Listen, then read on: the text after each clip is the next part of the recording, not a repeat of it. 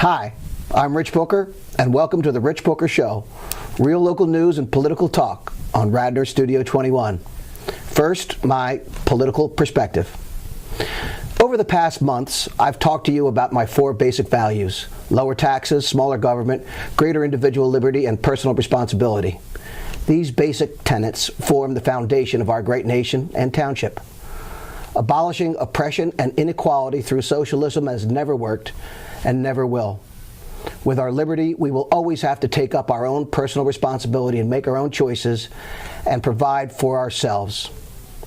The latest moves nationally and locally towards an expansive, all-powerful government, which provides all things for all people, is ultimately destructive and detrimental to human endeavor. Former President Ford said, "Any government that's big enough to give you all you want is big enough to take away everything you have." This past Monday night, the Radnor Board of Commissioners yet again expressed their desire to expand government and to put yet another bite on Radnor taxpayers. The Board of Commissioners recently voted to impose a rain tax called a stormwater fee, voted to raise your sewer fees 10% per year over the last 2 consecutive years, and voted a 6% tax increase this past year as well. Now they've determined that they want to again raise your taxes on something called a fire levy, so that a new group of full-time firemen can be brought onto the local government payrolls. Many people will praise the expansion of our local government. My information is that one candidate for commissioner this year is actually a fireman who may vote on his own hiring. Of course, this new levy will only cause greater taxes for all and a larger local government. Ultimately, we need to find better ways to utilize technology and monitoring to reduce and ultimately eliminate the threat of fire. But yet, another expansion of government and increases in taxes is not the way we should go. Remember again that ultimately, any government that's big enough to give you everything you want is big enough to take away everything you have. And that's my political perspective for March 20, 2019. Today, I have with me someone that would be familiar to anyone who follows Radnor politics. I have Ms. Roberta Winters. Roberta is a former Radnor School District teacher and president of the local chapter of the League of Women Voters. She has recently been working on issues related to local redistricting plans and some of the technicalities surrounding that. She has completed multiple shows for Radnor Studio 21 on this topic and has agreed to join me on my show today to review the issue. So welcome, Roberta. Thanks for joining me on the show, and very glad that you agreed to join me. So Roberta, please tell us about yourself and how you got interested in Radnor politics. Well, I think I was brought up in New England, as you can tell by my accent. I couldn't tell. And I always went to town meetings with my parents and went with them when they voted as a child. And so it was sort of one of the things you just did growing up. Mm-hmm. And when I became older, I realized that a lot of the decisions that impact our lives are political. And having taught in the schools, I realized that, the school committee makes decisions that impact on my job and on the children who live in our township. And I really never got involved in politics because, as you know, teaching can be very consuming. I think you said your mom was a teacher, yes, so you know it's very busy. And when I retired, I became more active in the League of Women Voters because then I felt I could give back to the community as I felt I owed to them, which they had given me a profession and the opportunity to work with their students. And I felt it was time for me to give back and get involved and find out what was happening in local politics. And actually, I joined the League of Women Voters because of an Ithan parent. As you know, parents sometimes work in the libraries as volunteers, mm-hmm. and this woman said, you really ought to join the League of Women Voters, and she would continually ask me week after week after week, and I thought, well, I probably should join the League of Women Voters because I didn't want to disappoint her. And you were a teacher at Ithan? I taught at Ithan, And actually there was another high school teacher who was very encouraging to join the League of Women Voters as well. Did you remember Betty Toner? Mm-hmm. She used to work at the high school, and she said, you really should be a part of the League of Women Voters. So that's what really inspired me to join the League of Women Voters. And what I really liked about it, and I know you're going to ask me about this, is that it's nonpartisan, because mm-hmm. I find it's very hard to support and endorse different candidates because you may not always agree with everything everybody's doing all the time. Well, I agree with you completely, and the one thing that I always say is if you want to stay out of politics, you really can't, because politics will come and get you. If you don't participate in politics, politics will participate in your life. So I agree with you completely. And you also appear at the Board of Commissioners meetings often and tell us just what to do. So we're always glad to hear from you on that. So thanks, Roberta. And I want to talk about redistricting and local issues surrounding that. But first, you mentioned the League of Women Voters. And we've talked about this in the past. I note that in October, Virginia Case, who was president of the League of Women Voters, the National, was arrested at the U.S. Capitol for participating in an illegal anti-Brett Kavanaugh protest, along with several other, hundreds of left-wing activists. The League of Women Voters, you just mentioned, calls itself nonpartisan and is responsible for hosting many political forums and races, information about these races across the country. But really, the League is not downplaying that arrest. As a matter of fact, it was celebrating it. Although there were women that were on both sides of that appointment for Kavanaugh. Do you agree with me that a nonpartisan organization should not engage in taking one political side, especially when its members are on both sides of an issue? Well, I think the nonpartisan nature of the League of Women Voters is really an important issue to address. Mm-hmm. And I think sometimes it's not very well understood. The bottom line is a position that the League of Women Voters takes may be a political position. We do have advocacy positions that are based on study and consensus, and a lot of those are good government issues, they're process issues, but we do not support or endorse candidates. So as an officer of the League of Women Voters, that means I'm on the board. Right. I cannot support you. I cannot put a sign out on my lawn for you. I cannot give you money. I cannot call my friends or tell people to vote for you because you would be a candidate. However, I can tell people you should vote. You should read the information about both candidates, make an informed decision. I believe decisions involving candidates, the League of Women Voters, is nonpartisan. In terms of an issue, we have our positions, again, that are national. It may be a good government position because of the process involved that we may disagree with, that may make us take a stand. Mm-hmm. You know, if I come to the Board of Commissioners and I have my League of Women Voters button on, right, and I give you a written statement, it is because it is endorsed by a board. Right. Which has looked at the issue, it's based on a position, it's based on a study. If I stand up and tell you about something in my neighborhood, I don't have my League of Women Voters button on. I'm speaking as an individual. So as an individual member of the League of Women Voters, you can run for office, you can put out lawn signs all over the place, but you cannot endorse or support a candidate if you're on the board.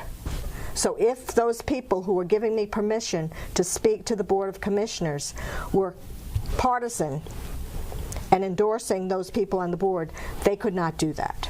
Okay? So it's the governing body cannot be partisan, but we can advocate for positions. So I think that's where the rub sometimes comes.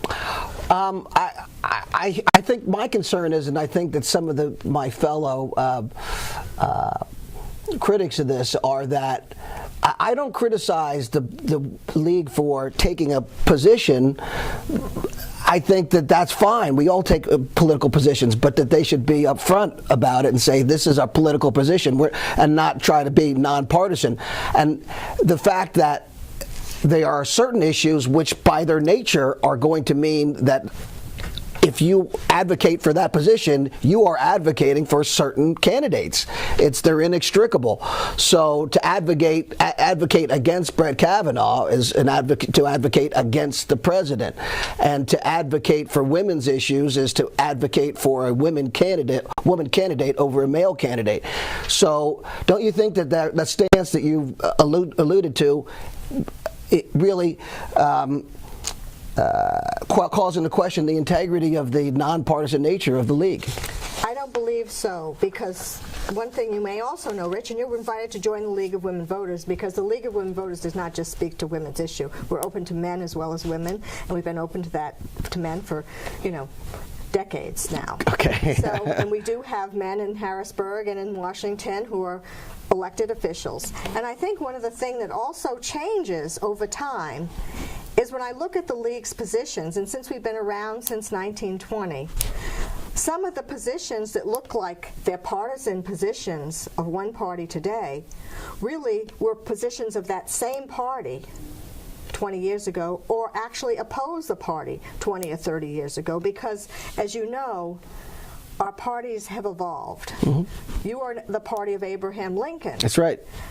And, other people were the party of Teddy Roosevelt. The Democrats were the party of the KKK for what decades. What I'm saying is, so that when you look at the positions which have evolved over time, you might say, well, in 1950, that was this party's position, but in 2020, it's going to be somebody else's position. So we can alter those positions, because one of the things we do is when we meet annually, we can look at our positions, we can also revise them, so that these positions change over time, as we have changed over time. But we do not support and endorse candidates. We have good government positions, we have principles about how government should operate, how we should encourage voting. Those kinds of positions don't change. Mm-hmm. Mm-hmm. But I think it's important for people who are concerned about that to really go to our league websites, look at our positions, look at the dates for those positions. They will show you how they've evolved over time, so that they're not looking at supporting this president or against that governor or against that commissioner or against that school board member. Really, they're designed to support what we believe are in the best interests of good government. But wouldn't it be better for the league just to stay out of individual political issues altogether and just be a good government advocacy and present both sides evenly? We do that in our candidates debates, and before we take a position on anything, we have done research, and we do present both sides before we make any decision. We're talking about, alternative election systems. We're talking about things that are very complicated, like, voter reform and all those things. So, but the Kavanaugh issue wasn't one of those. Well, I think many times people take isolated incidents and blow them out of proportion. And I think we're in a kind of environment today where contention and divisiveness is probably more predominant than we would like it to be. I do agree with that. I would argue Ms. Case is actually increasing the dissension and divisiveness rather than decreasing it. Well, I did talk to someone. We have two people who are on the state board the national board that I know about, mm-hmm. and I did talk to them about it. So it doesn't go unnoticed, Rich. Okay, good. So I hope you join with me in recommending that they avoid that in the future. So what's the current focus for the league? I guess you continue to work on election and voting issues? Correct. As you know, the bread and butter issues of the League of Women Voters are those that deal with elections and informing voters about the candidates and also about the issues. Because when the League of Women Voters were formed, people didn't think women were smart enough to vote, and they didn't think we were informed enough to vote. And so that mission continues and will continue not only for women but for everyone in this nation. We need to have informed voters. We need to help people understand how government works, how you run for office, all those kinds of things.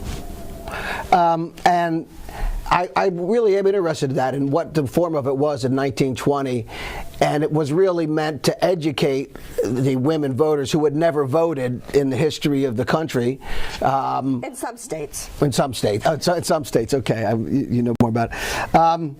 So let's talk about the redistricting reform. And you sent to me it's what's a famous district, our former congressional 7th district. It's a little postcard here, and it was Goofy kicking Donald Duck, and this many people objected to because of the shape of the voting district.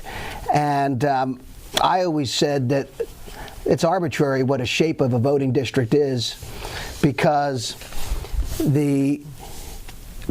it's obvious that this is a planned district, but every district is planned. So when we're talking about districts that we set up for voting districts, isn't it always a planned district, whether it's a square, a circle, or Goofy kicking Donald Duck? Well, I think, the Constitution of Pennsylvania speaks to some of that, Rich, and I wanted to have that available to me today, because it says that, our districts shall be composed of compact and contiguous districts, so you want them to be sort of tight together, and nearly equal in population, so the plan has to include those census districts and those blocks that we count the people in. And it also has to be, unless absolutely necessary, no county, city, incorporated town, borough, township, or ward shall be divided. You've been a victim of some of those wards. The reason that Mickey, was it dividing? What was it dividing? It was dividing a lot of counties, and it also divided boroughs and wards and townships. So when that case was brought to the Supreme Court, and you probably know the League of Women Voters was the league plaintiff in that case, is because there was a woman named Amanda Holt, who lives outside of Bethlehem, who was able to draw maps that showed there were other alternatives in the state of Pennsylvania that did not allow the same number of wards and counties and townships to be divided, because under the Constitution those were the guidelines that were laid out. And I think in terms of following the constitutional guidelines, it's better to have those municipalities and those boundary lines recognized and a part of the same legislative and congressional districts whenever possible. So, and we've talked about this, and my position. I feel that the old congressional 7th district gave me a voice in Radnor that now I don't have. And basically, we had the judiciary, the Supreme Court of Pennsylvania, that took it upon itself to reset the legislative districts for the U.S. House in Pennsylvania. And without question, it was a Democrat majority Supreme Court that gave at least 3 seats and took it from the Republicans and gave them to the Democrats through their redistricting, including our own. And it seems to me that it was definitely an attempt to change the balance of power. So what was the ruling from the court as to why, just because there was another alternative that Amanda was able to show, that they needed to totally change and disenfranchise some of us? Well, I think, no one likes to give up power. It's true. And so I think that's probably the source of the contention. And while some people, you've lived in Radnor long enough that when you make a decision, some people are going to be happy and some people are going to be unhappy. I try to make everybody happy with my decisions. And I think in government we have, the legislative, we have the judicial, and we have the executive. And it's a balance. And I think those balances change over time and through the electoral process. We happen to be where we are today because of those changes. With what's going to happen again in the future, I don't know, but it's that balance of power. And democracy is not perfect, Rich. You know that. A republic is not perfect. Right. Well, we have a representative republic, so correct. We try not. We know the democracy. We know the difference. Right. Democracy is inherently difficult to work. And it's the best system we have. It's not perfect, but I think based on what the constitutional guidelines are, they came down closer. They did not accept Amanda Holt's map per se. The map they adopted was again a compromise between all the parties that exist. They're involved in the process. It's not perfect, but it's the best we can do. Well, we will continue to work at it to make it better. Yeah, I think this is inherently an imperfect issue. Voting districts will never be perfect and never can be, and are always planned to a certain extent. And again, it really affected the House, the balance of power in the House, and especially for Pennsylvania, flipping that many seats made a big difference this last election for the U.S. House. And we do want people to be informed about this, and as part of the board, we actually, I think, I don't know who it was, but you or one of the groups came and we did do a resolution saying that we were opposed to that. But I voted against that. And we talked about why, because I believe in the accountability to the constituents of the politicians who pick these things. But one of the things you were going to talk to me about was, I was a member when we redistricted the township. Right. And I know, Rich, you came to me because you said, why didn't I interview you? That's right. You did 4 shows, and I feel like I'm left out. You could talk to the other people. And I was, when I first came into the Board of Commissioners in January 2014, one of the first things that came up was redistricting. And it had been 20 years, I think, at the time since we had changed the lines in Radnor, the ward lines. And so right away I was treated to the political aspects of this. There was a subcommittee that was doing the redistricting, and as you know, we talked about on your shows, it was John Nagel and Bill Spengler, as well as Don Curley. So it was 2 Democrats and a Republican. And the Democrats really were designing the districts, especially Bill Spengler. We wanted to maintain Democrat control of the 3rd Ward, and so that's what they were trying to set up. So I disagreed with the way they set it up, but it didn't make any difference anyway, because Luke Clark won that district, that ward. But the several problems that occurred, I think, was the same. Amanda Holt, we had hired her. When she did her original draft of the redistricting, 3 of the newly elected commissioners were outside of their wards, and I was one of them. So I was really shocked that I would have to try to be in a different ward than the people I was representing. It also resulted in 3 separate precincts for the 2nd Ward, mine, because we have to split the Pennsylvania House district. So I ended up with 3 precincts instead of 2, the only one. And then there were procedural problems that resulted because we had Spengler retired, or he resigned from the board. We had to replace him.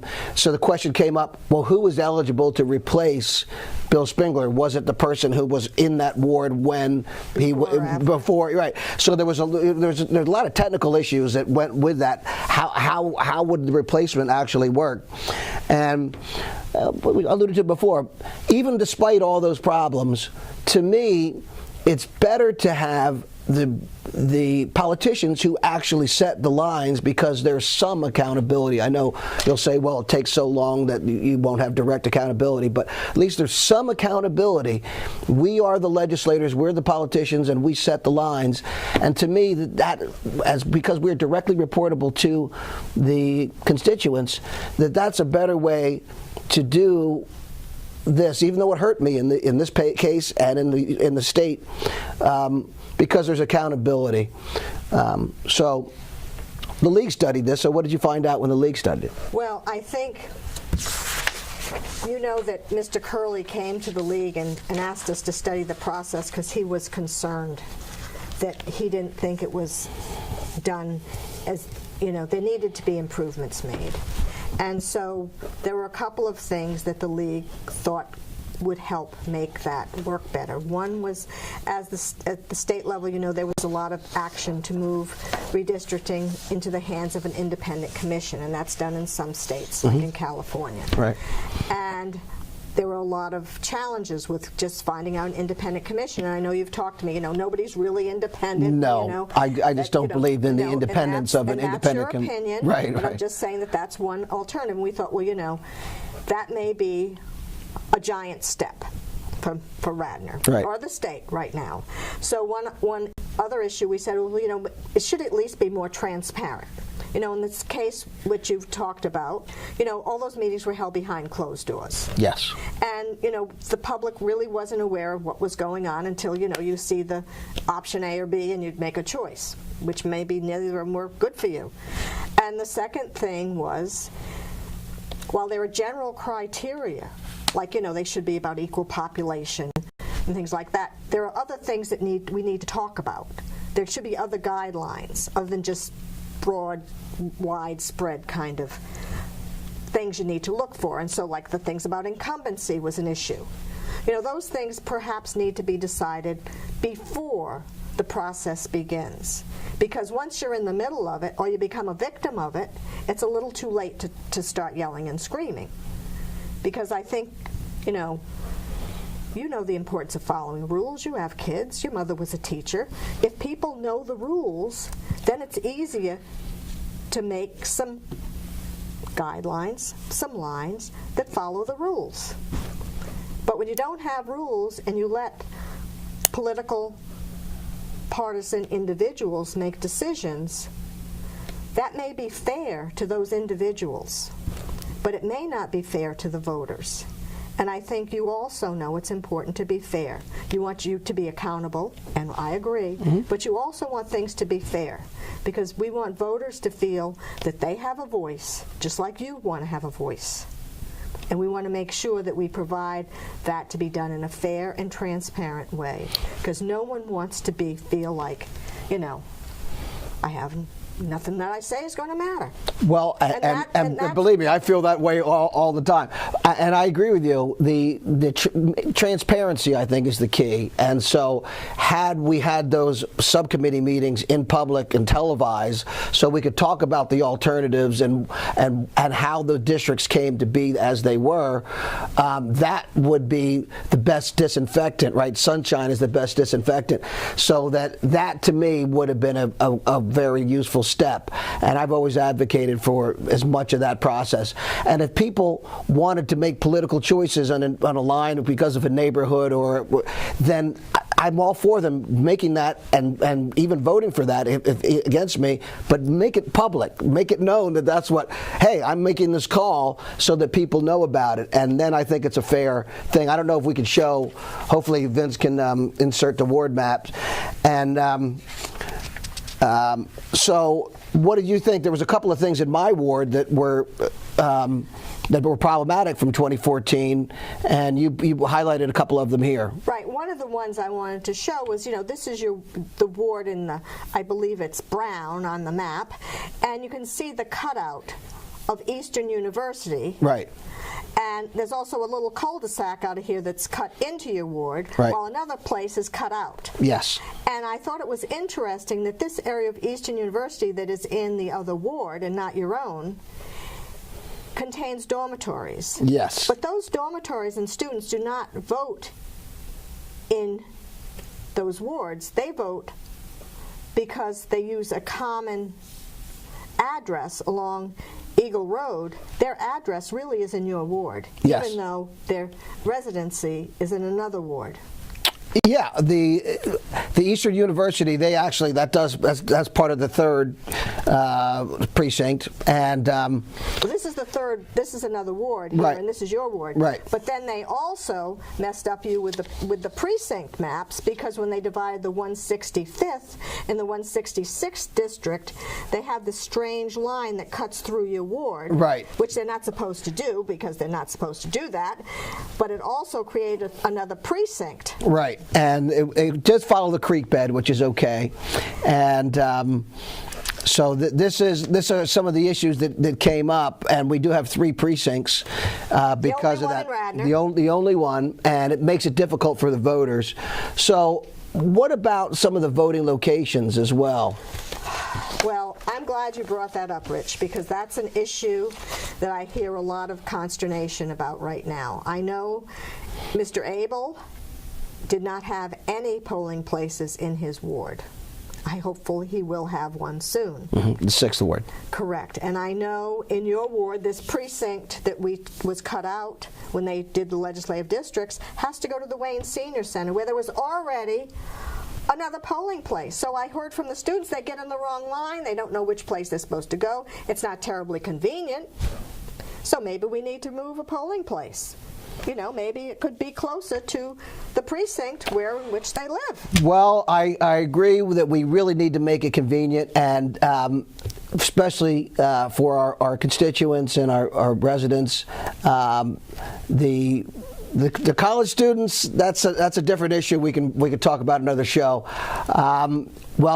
We have to wrap it up at this point. I apologize this went so quick, but thanks, Roberta, for being on the show, and look forward to talking again and hearing from you at the Board of Commissioners meeting. So thanks very much. Thank you.